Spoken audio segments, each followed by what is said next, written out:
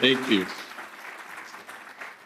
I don't have a PowerPoint, so I'm hoping for a point. So, but thank you. I really admire you, and I feel quite privileged to be here with you and with Cesar and George, who is the first time they've ever flown across that big body of water.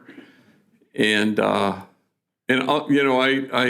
whenever I'm standing in front of a microphone, I always think of this homie Luis Bettis, who worked for us for a long time, and I'd send him out when I couldn't give talks.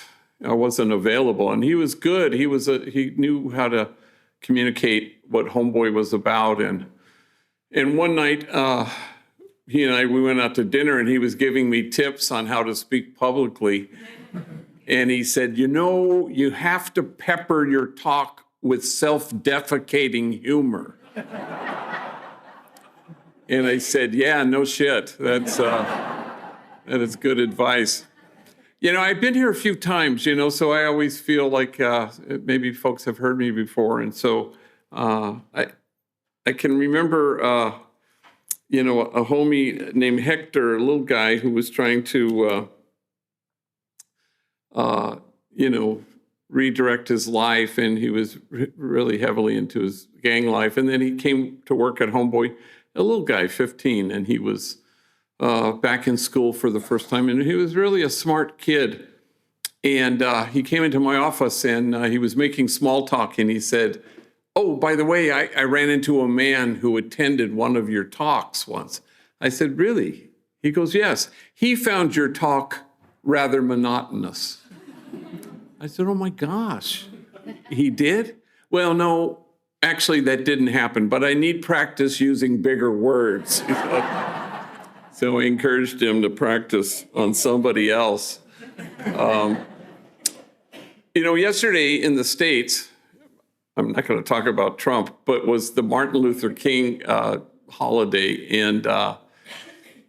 And what he says about church could well be said about our 2 days together. You come to, it's the place you go from. And you go from here to reimagine something for your city. You go from here to imagine a circle of compassion, and then you imagine nobody standing outside that circle.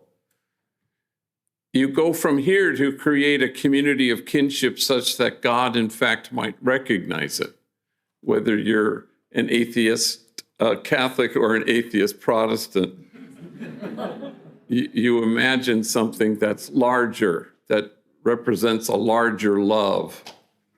And you go from here, and this is something I've heard all of you talk about, folks on the margins or the most vulnerable. And there's a specificity to that. There's a particularity to that.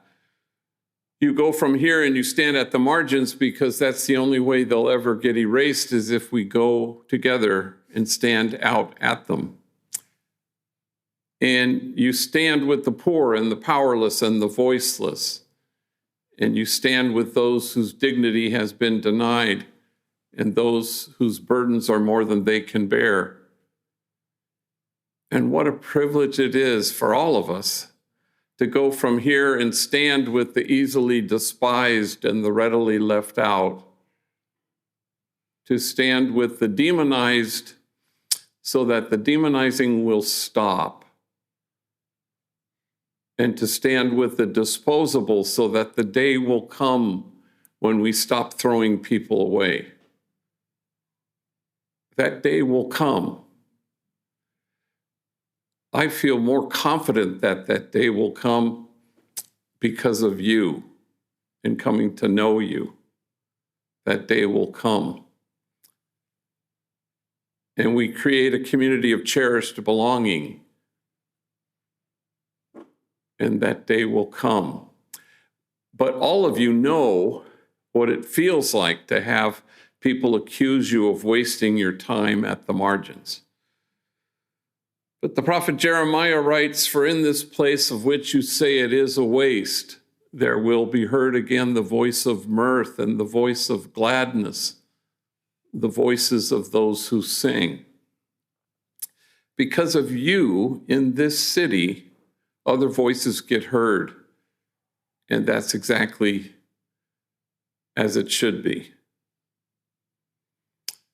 So Homeboy Industries was born in 1988 when I was pastor of a very poor parish in the middle of two public housing projects, a housing scheme or an estate, however you would call it.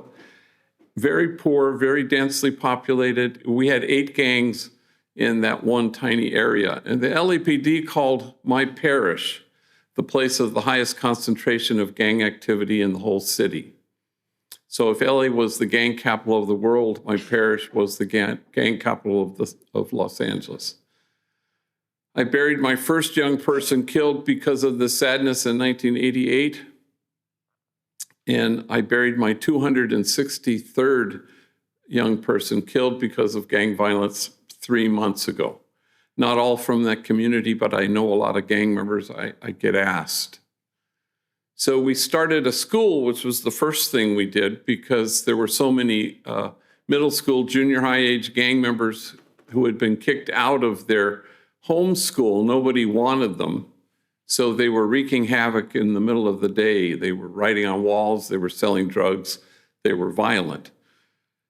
So I walked out to them and I would kind of isolate them one at a time. And I'd say, hey, you know, if I found a school that would take you, would you go? And to my surprise, every single one said yes. And then I couldn't find a school that would take them, you know, so that forced my hand. And so right across the street from our church is our parochial school, grades K to 8, Dolores Mission Elementary School. And they occupied the first 2 floors of this huge concrete building, but on the entire 3rd floor was the convent. So I gathered all the nuns together one night and sat them down in the living room, and I said, hey, would you guys mind, you know, moving out? And we could turn the convent into a school for gang members. And they looked at each other and they said, sure, like that, which was the extent of their entire discernment process. And so we were off and running, and gang members came in large numbers to the school. And we'd have big brawls, big fights, like 3 fights a day. But they came from all 8 gangs. And it was a tough place. We had a principal last only 1 day. I called him the next day to find out where he was, and he had changed his number and apparently had checked into a witness protection program.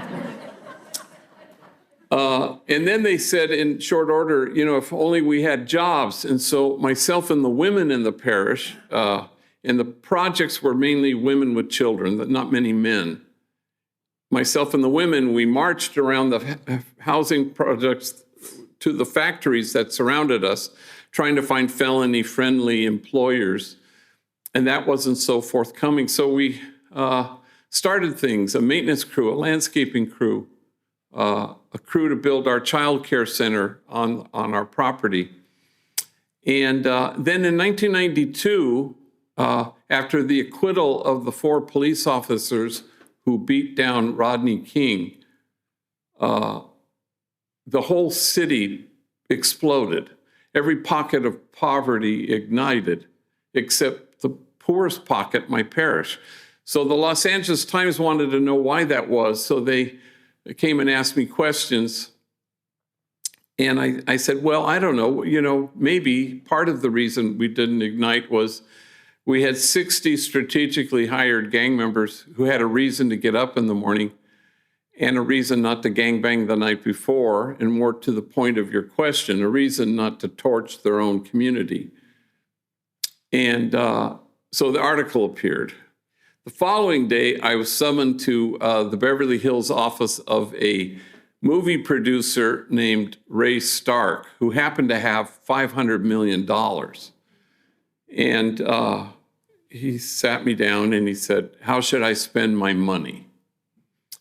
As I look back on it now, I can see that I woefully undershot my request. But I was young, I had hair. So I said, well, there's an abandoned bakery across the street from our school. You could buy it. It has ovens. They don't work. You could fix them. I don't know, we could put hairnets on rival gang members and they could bake bread and we could call it Homeboy Bakery. And he said, great. And then we were off and running. A month later, we started Homeboy Tortillas in the Grand Central Market. Once we had plural, we changed our name from Jobs for a Future, which we called ourselves, to Homeboy Industries. And we never intended to become what we have, but we've evolved our way now into becoming the largest gang intervention rehab reentry program on the planet. So 10,000 folks a year walk through our doors. We have 120,000 gang members and 1,100 gangs in Los Angeles. I suspect that every single one of them knows where we are and what we do. Everyone who walks through those doors, and they have to willingly do so, comes barricaded behind a wall of shame and disgrace, and the only thing that can scale that wall is tenderness. Every single one who comes through those doors comes with what psychologists would call a disorganized attachment. Mom was either frightened or frightening, and you can't calm yourself down if you've never been soothed. And so many of them have been in prison for a lot of years, and they'll always say the same thing. We're used to being watched, but we're not used to being seen. And so we want to create a place that's safe, where they can be seen and then they can be cherished. If the traumatized are likely to, in fact, cause trauma, then it has to be equally true that the cherished will be able to find their way to the joy there is in cherishing themselves and others.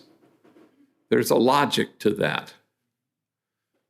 That's kind of the aroma that George always talks about. When you walk into the place, there's an aroma where people are accepted and not judged.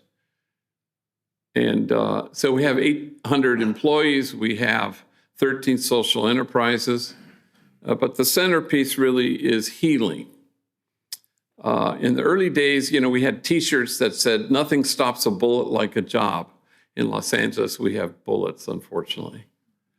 And then that was good for a time. I think that was because we listened to gang members, that's what we did.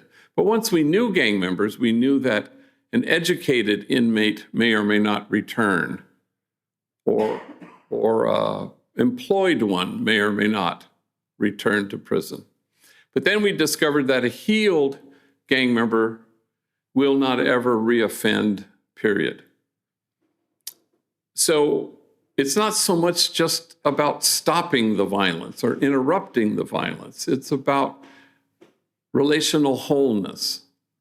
Listening to the magnificent presentations this morning, you talk about engagement. Engagement really is relational. It is the relationship that heals. And that's where we need to be anchored. At Homeboy, we're allergic to the notion of holding the bar up and asking the homies to measure up. Instead, we hold the mirror up and we tell people the truth, that they are exactly what God had in mind when God made them. And then people become that truth. They inhabit that truth. And no bullet can pierce it. No 4 prison walls can keep it out. And death can't touch it because it's huge. But you have to reach in and you have to dismantle the messages of shame and disgrace that get in the way, that keep people from seeing the truth of who they are. A parenthesis, I'm a Jesuit, like the Pope. I'm just saying. And the homies don't really know what a Jesuit is, even though there are 3 of us who work there. And so my office is glass enclosed, and I can look out into the whole floor. Some of you have been there. I can see the reception area, and whoever comes in the front door, I can see them. And it's important for me to kind of see. And even if they come in and they're nervous and they're a first-time gang member walking in, and if I can see them, I go, how great you're here, So I can see everything. But, we have like 8 tour groups a day from groups from all over the world who come to see our place, and they go to our tattoo removal clinic, and they put on a hairnet and go to our bakery, and they go to a homegirl cafe, and they go to a class maybe. And so I'm sitting there talking to 2 homies in front of my desk, and a big group comes and just plants itself right in front of my office, about 20 people. And it's one of those observe our founder in his natural habitat kinds of moments. And the tour guide is Osvaldo, who, as the homies would say, has a loud-ass voice. And he says, this is Father Greg Boyle. He is the founder of Homeboy Industries. He is a jiu-jitsu priest. So from my desk, I do some of my more impressive moves. And I told you that to tell you this. The founder of the Jesuits, St. Ignatius of Loyola, on November 28th, 1540, he enters this word in his spiritual diary. And he proceeds to use it a lot for the remaining 12 years of his life. And before he died, he looks back and he circles the word for all the times that it's used there. And I know Spanish, but I'd never heard this word before. And the word is acatamiento. Acatamiento. And it comes from a word acatar, which means to look at something with attention. And it gets translated as affectionate awe, which reminds me of, in the Acts of the Apostles, it says, and awe came upon everyone. And it suggests that the measure of health in any place, including this community, may well reside in our ability to stand in awe at what the poor have to carry, rather than stand in judgment at how they carry it.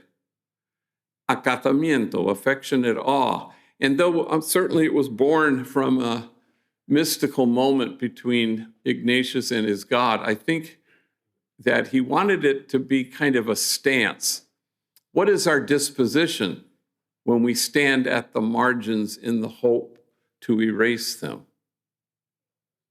Acatamiento, affectionate awe. So a number of years ago, I was invited to speak to 600 social workers in Richmond, Virginia, and it was a gang in service. And we used to do a lot of those back in the day. And you'd get 3 credits, and social workers would sign in. They'd take over a hotel ballroom, and they'd have keynotes and workshops and breakout sessions. They got 3 units. And it was from 9 to 5. And, and you find out that gang violence is about a lethal absence of hope. And how do you instill hope to kids for whom hope is foreign? And how do you help heal the damaged and the broken so that they can see their way clear to transform their pain so they don't have to transmit it anymore? And how do we deliver mental health services in a culturally appropriate way? And so I'd done a lot of these, so I agreed. I figured I'd do a keynote or something. I bought my plane ticket. A week later, I pull out the letter inviting me, and to my horror, I finally read the letter, and it says that I am to be the only speaker all damn day from 9 to 5. And as the homies would say, I said, oh, hell no, I'm not going to be the only speaker. So I call in 2 homies, Andre, an African-American gang member, and his rival, his enemy, Jose, and I sit them down. And they're in our 18-month training program. They're like in their 9th month. And so I sit them down and I said, look, at the end of the week, you're flying with me to Richmond, Virginia. I want you to get up in front of 600 social workers and tell your stories. Take your time. Because we got a long-ass day to fill. Well, I'd never heard their stories, and Jose gets up first. He's 25 years old, I think, at the time. gang member, tattooed, shot caller, been to prison. Now at that juncture, he was working with our substance use disorder team, a man solid in his own recovery. Now he's helping younger homies and homegirls with their addiction issues. So not only had he been in prison and a shot caller, he also had a long stretch as a homeless man, even longer stretch as a heroin addict. So he gets up in front of 600 social workers and he says, I guess you could say my mom and me, we didn't get along so good.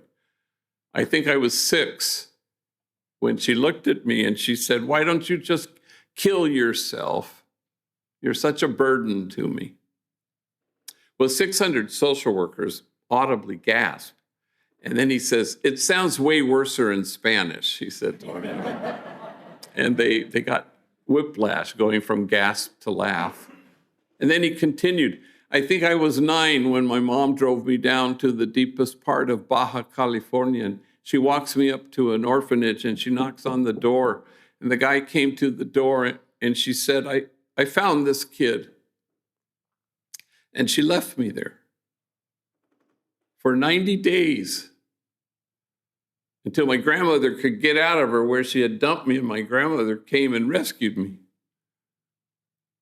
My mom beat me every single day of my elementary school years with things you could imagine and a lot of things you couldn't. Every day, my back was bloodied and scarred. In fact, I had to wear 3 t-shirts to school each day. First t-shirt, because the blood would seep through. And second t-shirt, you could still see it. Finally, the third t-shirt, you couldn't see any blood. Kids at school, they make fun of me. Hey, fool, it's 100 degrees. Why are you wearing 3 t-shirts?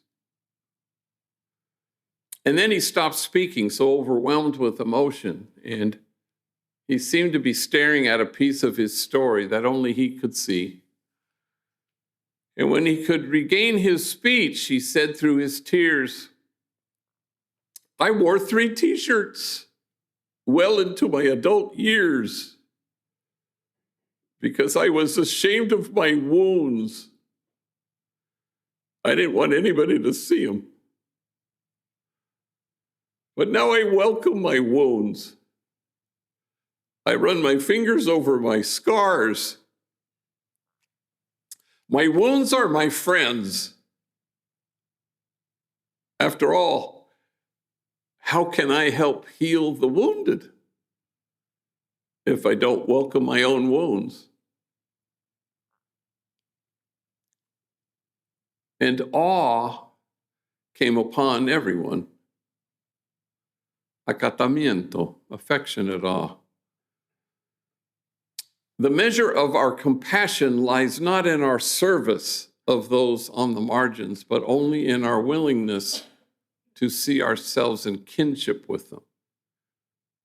For the truth of the matter is this: if we don't welcome our own wounds, we may well be tempted to despise the wounded. And this conference is not the place we've come to, it's the place we go from. To take seriously what every healthy human being takes seriously: inclusion, nonviolence, unconditional loving kindness, and compassionate acceptance. Last story, and then I'm going to invite my compadres to come up here. It often happens, like in universities or high schools in the United States, especially ones run by jiu-jitsu priests, to force their students to read my books against their will. And I'm not complaining, but I went I was invited by Gonzaga University in Spokane, Washington, which is my alma mater. And they forced all their incoming freshman class to read Tattoos on the Heart. Say, could you come and could you bring homies? And I said, sure. And I bring homies when people suggest it. And normally I pick in a specific way. Often I pick enemies just to force these two gang members to share a hotel room just to mess with them. And I always pick homies who have never flown before for the thrill of watching gang members panicked in the sky. And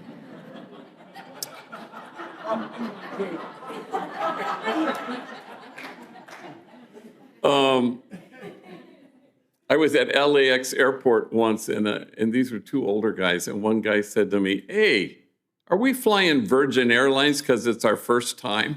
I said, "Yes, it's a requirement. We'll be coming home on American." So anyway, I picked two guys, Larry, African-American gang member, and Mario. And I'm used to nervous flyers. I'm just accustomed to it. But Mario was kind of unbelievable. He was hyperventilating, which I had never witnessed in a human being before. And he was like that. And we hadn't even boarded the plane yet, you know. And so we were at Burbank Airport, which is a smallish airport, but big planes, Southwest Airlines. And you don't board the plane by going onto that boarding hermetically sealed chute. You walk out onto the tarmac like you're the president, and you climb up the steps to the front of the plane, or you climb up the steps to the back of the plane. And so it's early morning, it's first flight of the day, and our flight crew comes, and two flight attendants, females, both of them have very large cups of Starbucks coffee, and they're schlepping up the steps to board the plane. And Mario goes, "When are we going to board the plane?" I said, "As soon as they sober up the pilots." Well, there they go now. Perhaps I shouldn't have said that, but I should tell you that in our 37-year history, Mario is the most tattooed individual who's ever worked there, which is saying a lot. Tattoos sleeved out all the way to his fingertips, neck blackened with the name of his gang, head shaved, covered in tattoos, forehead, cheeks, chin, eyelids that say "the end," so that apparently when he's lying in his coffin, there will be no doubt for anybody, I guess. And so I think, well, let me walk him through the airport. Maybe that'll calm him down. And but I'd never been in public with him.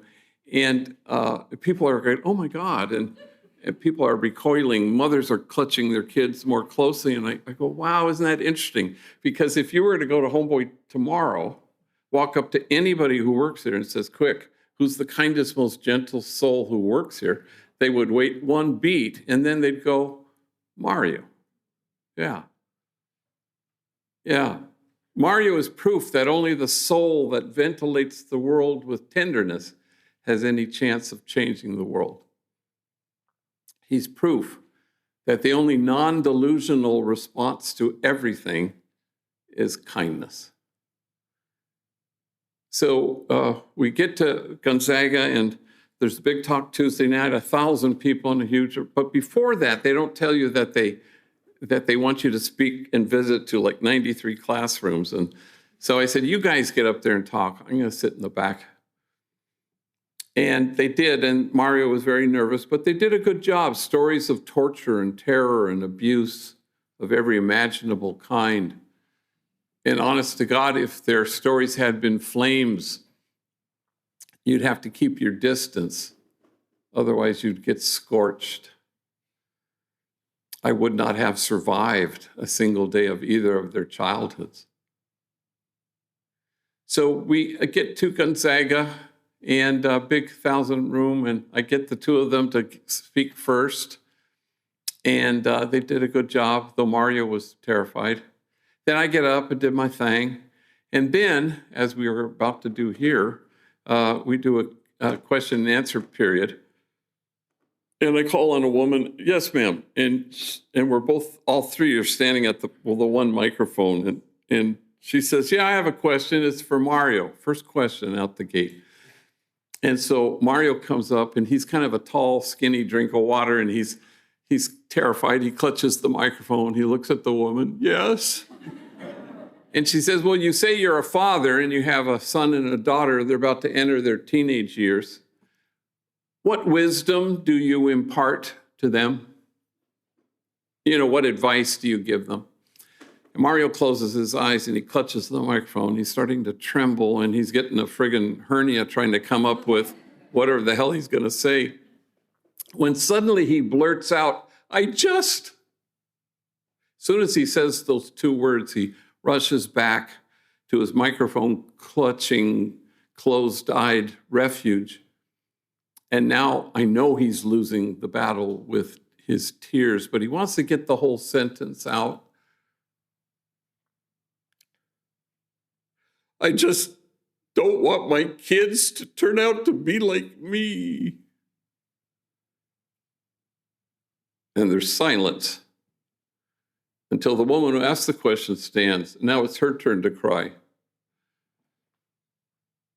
Why wouldn't you want your kids to turn out to be like you? You are loving, you are kind, you are gentle, you are wise. I hope your kids turn out to be like you. And 1,000 total perfect strangers stand, and they will not stop clapping. And all Mario can do is hold his hand over his face, so overwhelmed that this room full of strangers had returned him to himself. And let there be no doubt that everybody standing had been returned to themselves. And that's a community of kinship such that God might recognize it. And this conference is not the place you've come to. It was always going to be the place you go from. With a belief that systems change when people change, and people change when they are cherished. And though all of you do a variety of things, the main thing you do is you cherish the person who's right in front of you. And whoever's on the receiving end of that will never forget it for as long as they live. And my sense of you is unshakable, that you ceased to care a long time ago if anyone accused you of time at the margins. For in this place of which you say it is a waste, there will be heard again the voice of mirth and the voice of gladness, the voices of those who sing. Thank you.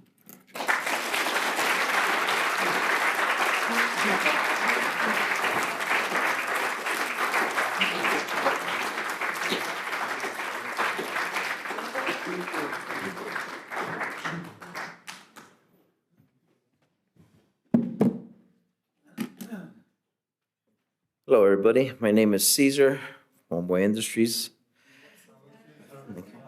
How do you go? So I grew up in Boyle Heights, part of Los Angeles, raised by my mother and my other two siblings at a young age at low-income housing projects. My father was never, shouldn't say never, but was hardly around. He was an alcoholic that we hardly even seen. He really didn't guide us what was right, what was wrong. We had our mom to do that. So, he passed away of drinking so much alcohol when I was a young age at 13, 14. So, he wasn't around to tell us anything. So what do we do to seek guidance? We seek the streets, you know what I mean? My friends from school, where we grew up, we decided to all, get in the gang.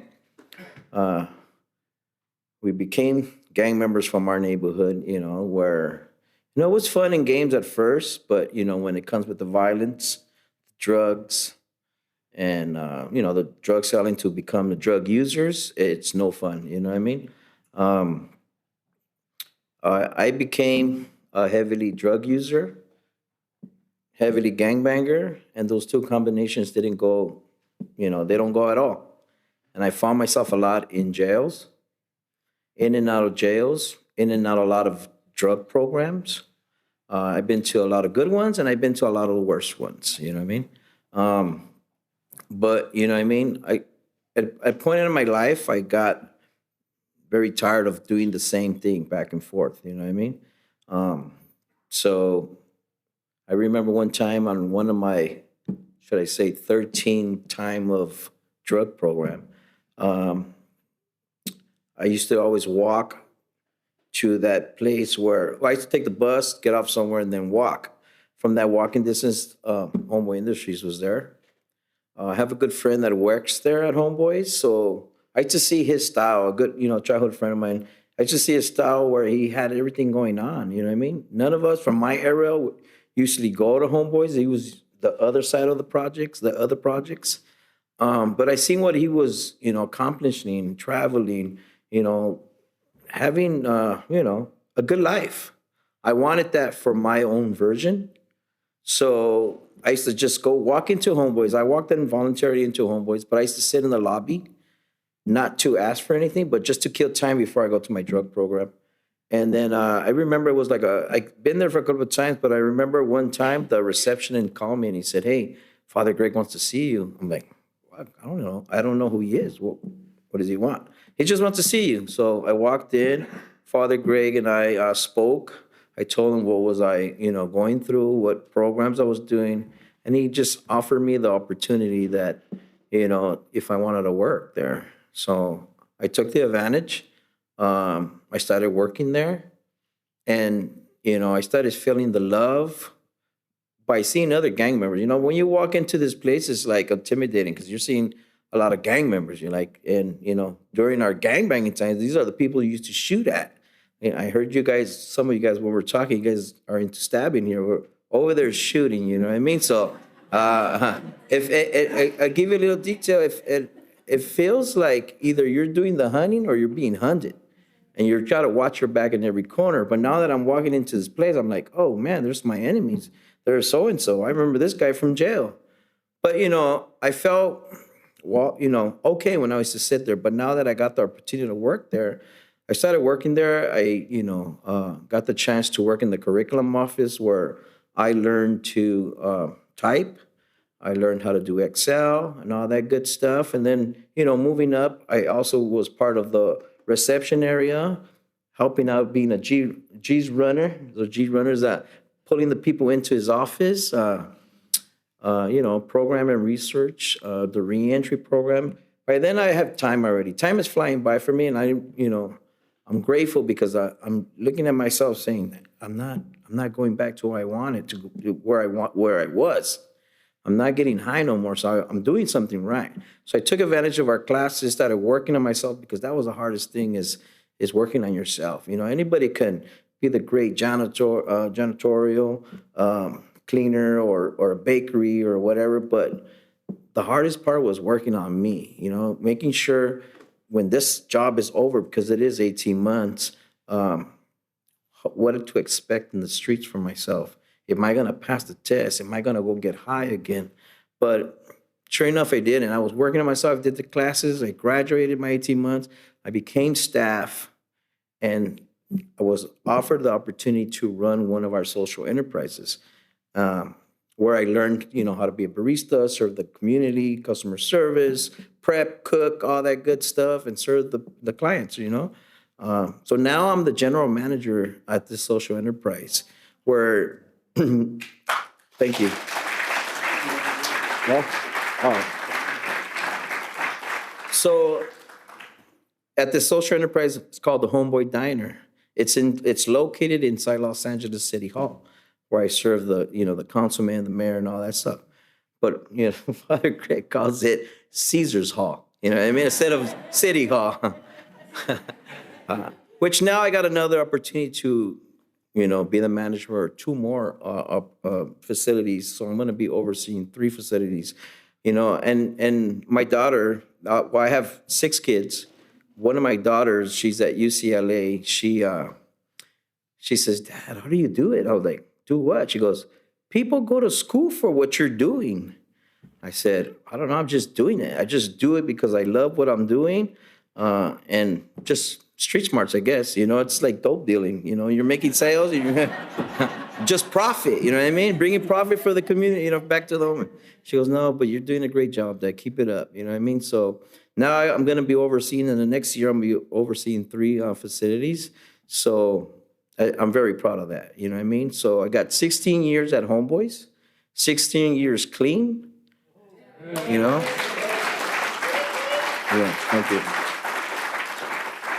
And 16 years without looking back to that lifestyle I lived. So I'm going to move forward to that. So thank you.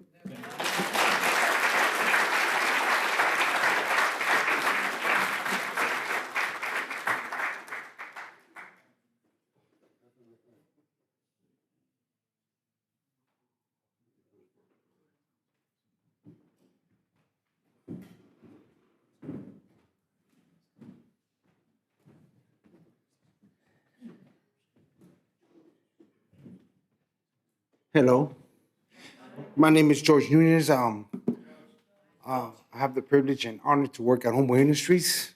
I've been at Homeboy Industries for 11 years. I come from a rough neighborhood, also South Central Los Angeles. Single parent home. My mother raised 5 of us. I've been through the abuse. I've been through the domestic violence. I've seen it. And my household and my neighborhood was gang infested. I didn't have a choice but to be a gang member.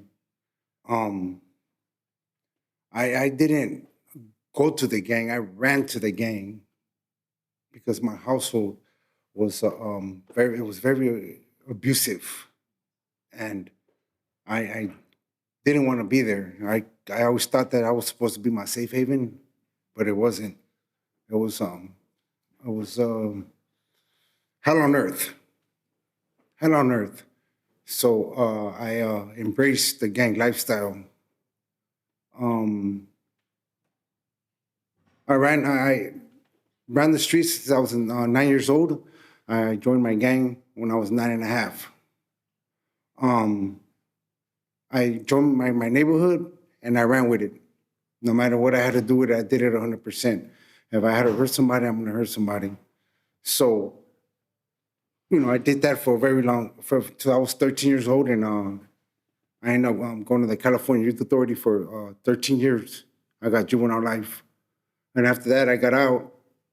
I ended up going back to prison. I ended up going to prison 5 times before I made a decision and a choice to join Homeboy Industries. I think that what brought me to Homeboy Industries was I was tired of being tired. I was tired of getting high. I was tired of going to prison. I was tired of being an absent dad to my children. So I made that conscious decision in 2013 to get involved with Homeboy Industries.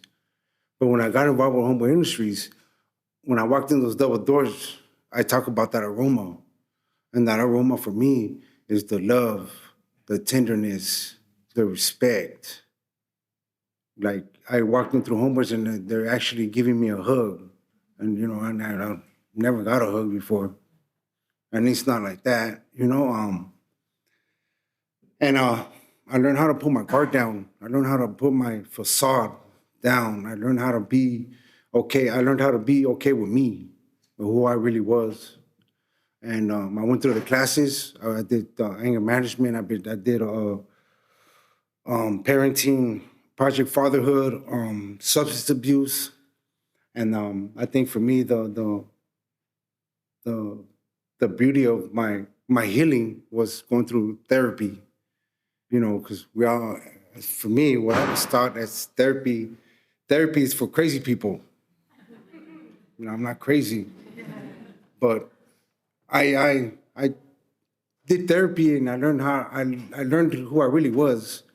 And like for me, like today, I learned how to forgive. And forgiveness for me is big because I was physically, spiritually, and sexually abused when I was younger by 2 people in my family, 2 relatives.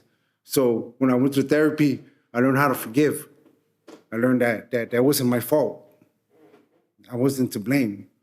But because of my trauma growing up, I took it out on society. I said, if I'm going to hurt, the world's going to feel my pain. And I suffer the consequences for that.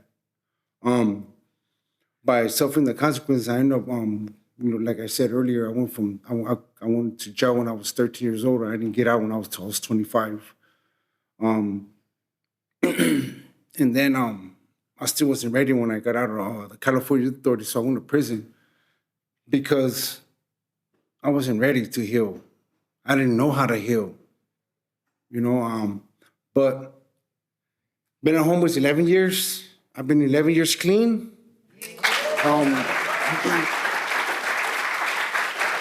Thank you. I've been 11 years clean, and last month, I got sole custody of my children.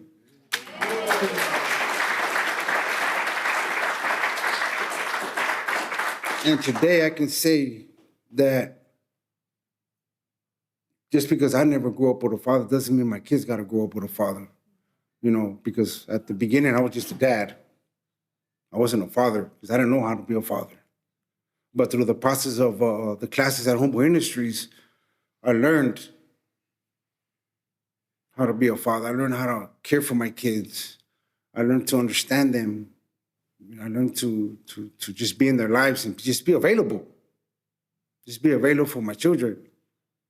I'm the head of security at Homeboy Industries.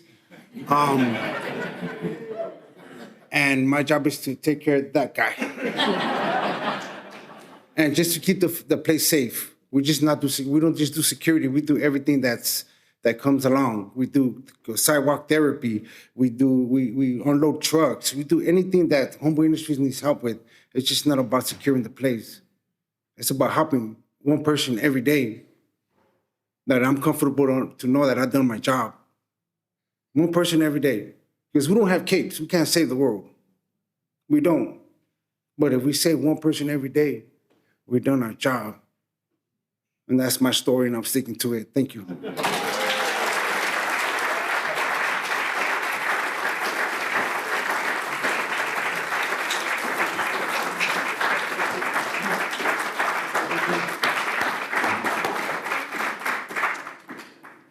Meeting's open. If you know, you know. We're going to take some questions for Father Greg, Cesar or George for the audience. Jamie and William will bring the mic to you. Any questions? Anybody?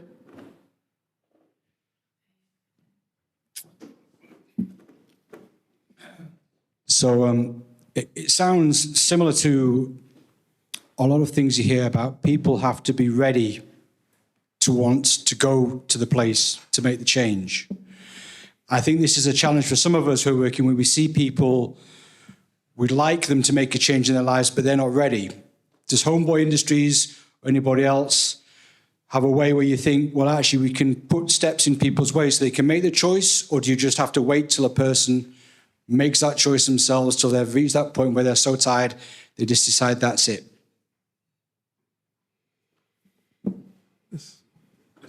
Is it on? I guess it is. Yeah. As I was hearing their two stories, I was thinking, how could we have accelerated that? That's the huge, unanswered question for me, because I learned a long time ago that no amount of me wanting that guy to have a life will ever be the same as that guy wanting to have one.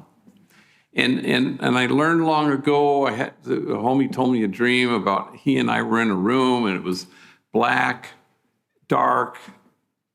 He knew I was there, but we weren't speaking. And then suddenly in the silence, he said, I pulled out a flashlight and I aimed it steadily at the light switch. And he said he knew that he was the only person who could go and turn that light switch on. But he was grateful I had a flashlight. And so with great trepidation, he went and he flipped the light on. The room was flooded with light. And he's sobbing as he's telling me this. And he says, the light is better than the darkness.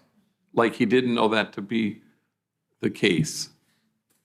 And that story changed my life, because it happened 10 years into my ministry. And I knew what I had been doing before, riding my bike in the projects in the middle of the night, put that Uzi down. Are you sure you want to shoot that guy, And it was crazy making. I wouldn't sleep. And it was all about me, saving lives, fixing people.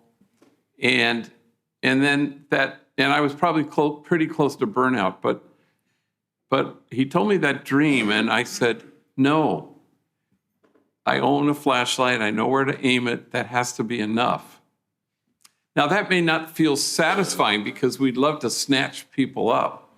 But several people today have talked about how one positive, loving, caring person in your life is this hugely valuable thing, which is to say all hands on deck. Everybody, every one of you, every one of us owns a flashlight, and we know where to aim it. So it's just, you have to, paying attention to look at somebody with attention is the highest form of love. It's how we cherish. So I don't know how to do that programmatically, where you send out shock troops to grab 13-year-old Cesar and say, get your ass to Homeboy. I'm not sure it works that way. But I'm frustrated by the fact that I don't have an answer to that because you have to do all the things, and you do it. You do prevention, and you do kind of intervening, and you do enforcement because that's necessary in the meantime. But I don't have the answer except to get more people to become stakeholders, get more people to discover that they have a flashlight and they know where to aim it, and people should start to aim it, He has his timer, his time is up. I don't know, what would have helped you, when you were younger, so you didn't have to wait until you did 20 years in prison? What would have helped?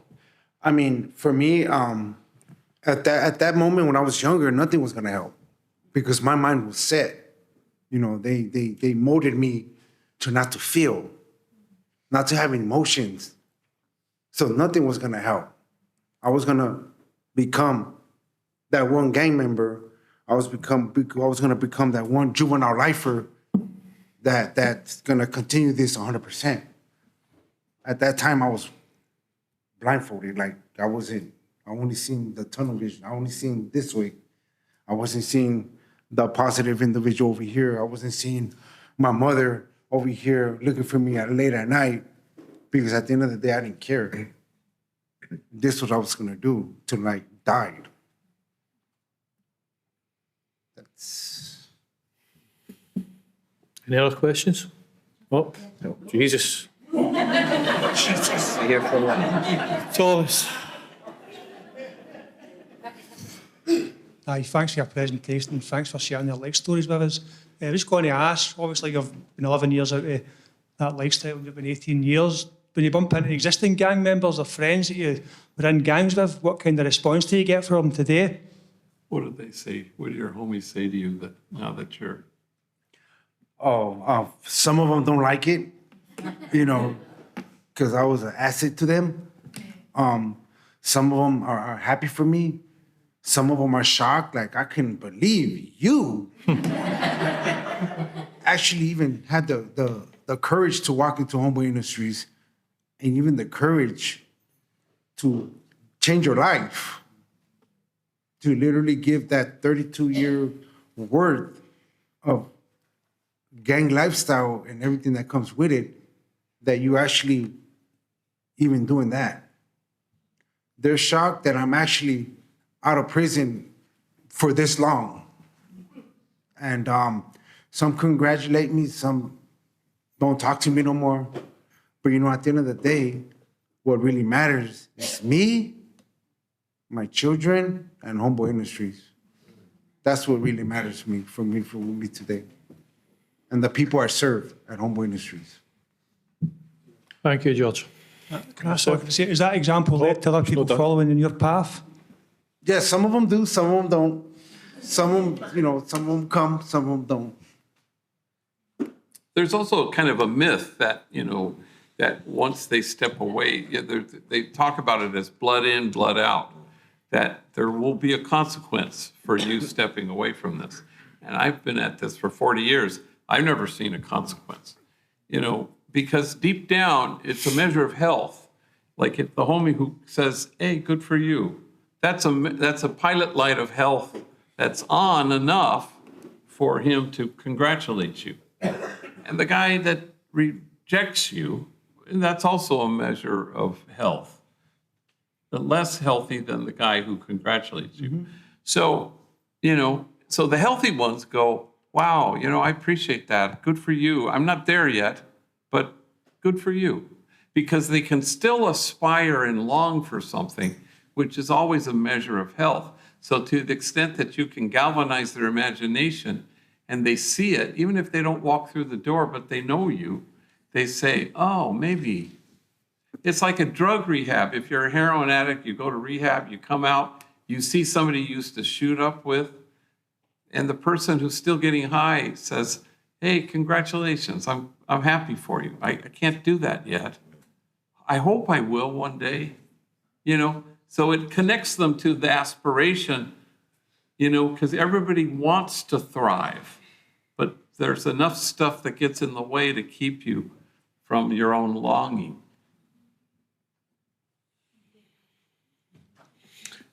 So, Delma, you're jumping the queue. Yourself. You're next, Delma. I've had to quickly think of another question because that was my question there. But I've thought of another one. But first of all, thank you so much for coming along, and thank you for three of you sharing your story. So having to think of another question, you both touched on your children. What would you do if your kids got involved in that life or got involved with somebody that was in that lifestyle? What would you do? I mean, pretty much it'll hurt if anybody's kid gets in on that. Fortunately, I got two of my sons that are from my neighborhood now. One of them, I get to talk to him here and there, but the other one is working now at Homeboy Industries. So, yeah. And then I got three more young ones. Well, they're not young, but yes. It'll hurt if they got into some kind of gang. It took me a while to move out of my neighborhood. Because I used to always say, I'm not going to go nowhere. We got everything here. We got our own jam. We got our stores. We got a fruit man that sells us fruit. You know what I mean? Why would I want to leave? Low income? We're paying a 3-bedroom. We're paying $80. Why would I want to leave? But it's what's around us that makes us want to leave because, like George was saying about the therapist, when I was seeing my therapist, like, why would I see a therapist? I ain't crazy. You know what I mean? What does she want to talk about? But it was talking about things that we saw as kids that wasn't normal. You know what I mean? It's the drugs, the shooting. People are dying, getting shot in front of us. We're like, it wasn't me. You know what I mean? That's not normal. You know what I mean? That's the stuff we talked about. But it'll hurt us. It'll hurt us now. It'll hurt me now if I see my other three. Two of them I got in college, and I just have my 2-year-old right now. I moved out. You know what I mean? I'm paying more now. You know what I mean? Okay. I'm paying more. Bills are up there. You know what I mean? But how old is your son? You're the youngest. My youngest right now, he's like, he's going to be 2 years older. And what are the chances of him joining a gang? Right now, 0. Well, I'm not even at 2 years old. The chances of him joining a gang is 0. Mm-hmm. Why? Because I'm in a better community. Well, it's not the community. It's the way I'm raising him now. He knows he has what he needs. Yeah. And my other, 4 kids, I was never in their life. I was too busy in the streets. I can't, sucks that I robbed them for their lives, but now I'm with them. My little one, I'm observing him like a sponge. I'm teaching him. I'm showing him, what's right and what's wrong. So, but yeah. Delma. Thanks to the three of you. Thank you very much for what you shared. But for you, Father, I want to ask just a question. Obviously, from the 80s you've been doing this? 1988? 1988, yeah, as an organization. Yeah. So the lows of it, because obviously there's highs. You've got but you spoke about burnout. You nearly reached burnout stage, and my question is, what do you do when it's been tough? When it's a tough day, when you've want to throw the towel in, when there's a ceiling to this. I mean, this work is really rewarding, but it's also can take from you.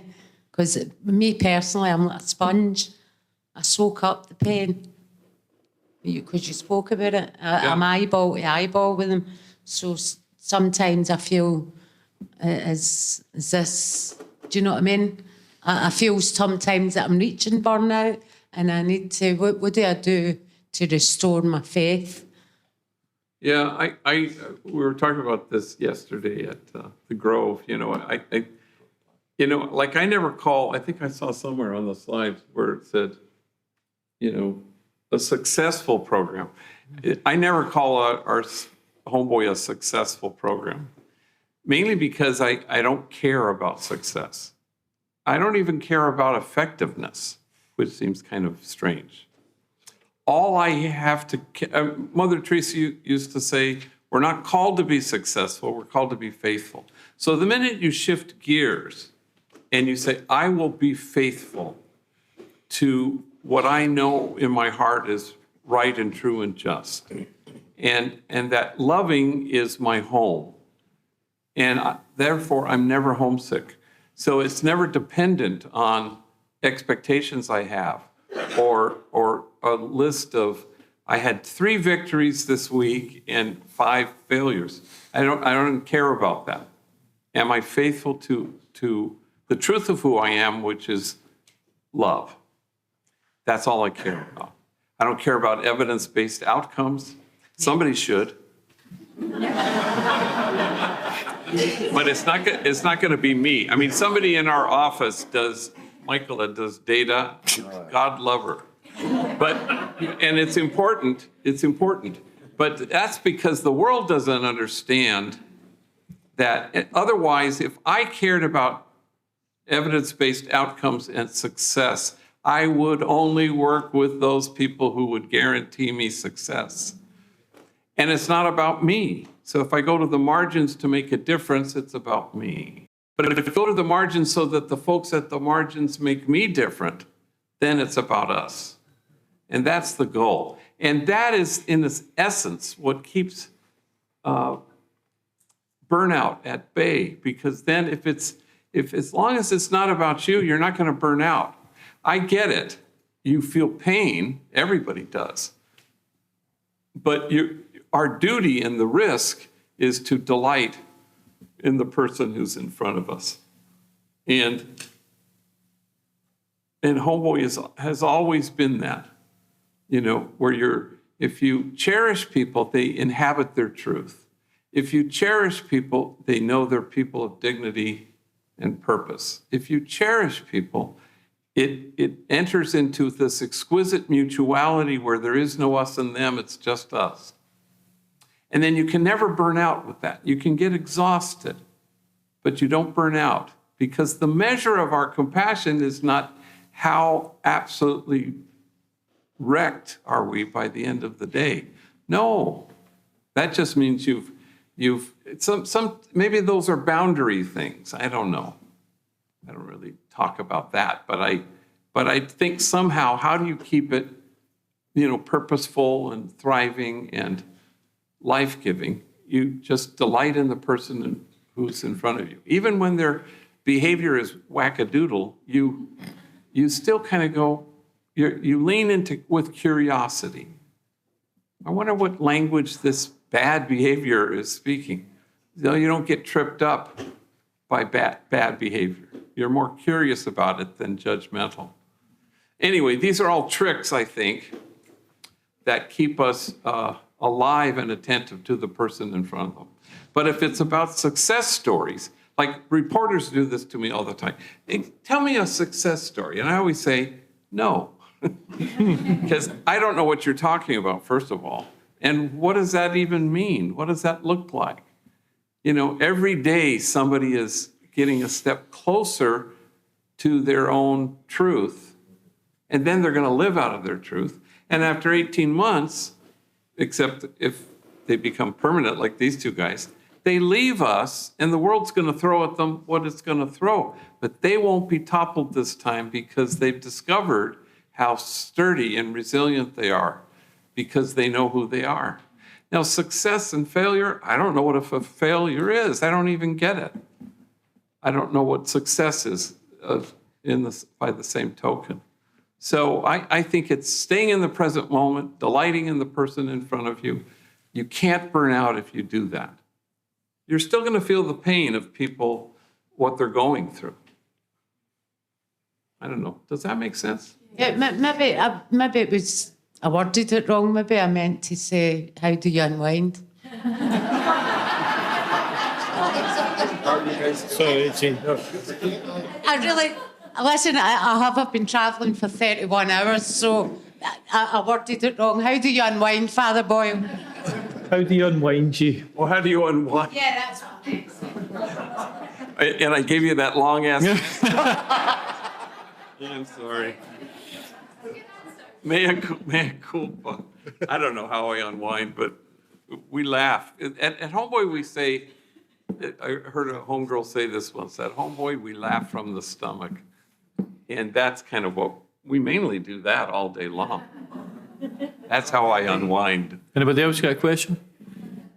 Well, Jimmy. Thanks for your time today, and it's probably to Father Greg as well.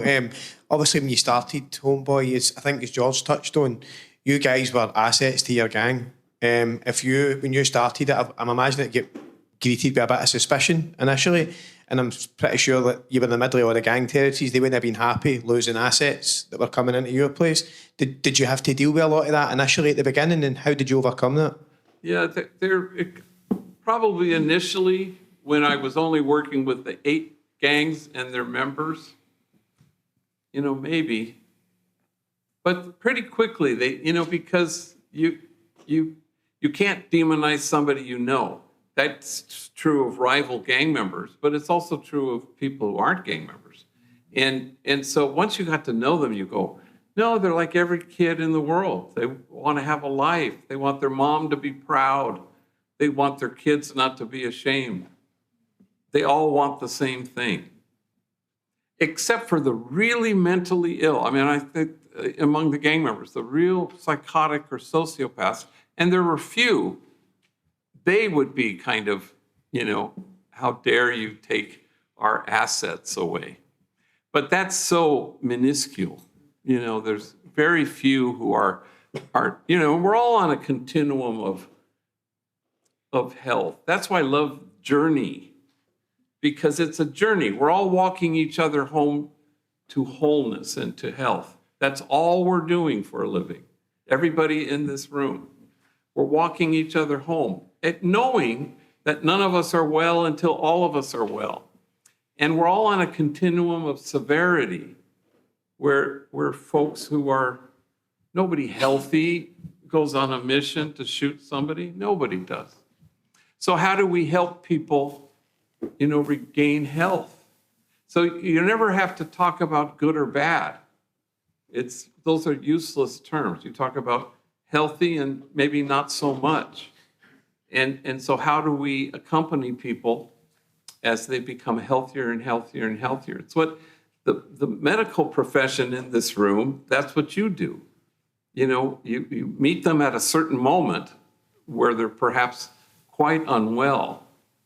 And then, but with each successive day, you're doing things, you're adding things, you're caring, and all of a sudden it's the same, parallel experience of somebody who was abused or neglected or abandoned. But now they're moving towards health. Now they're sturdy. Somebody cannot talk to you and reject you, but you're sturdy. You go, I know who I am. As long as I come home and my kids call me dad, that's all I care about. And that's momentous. And that happens in community where people feel cherished. Is our time up?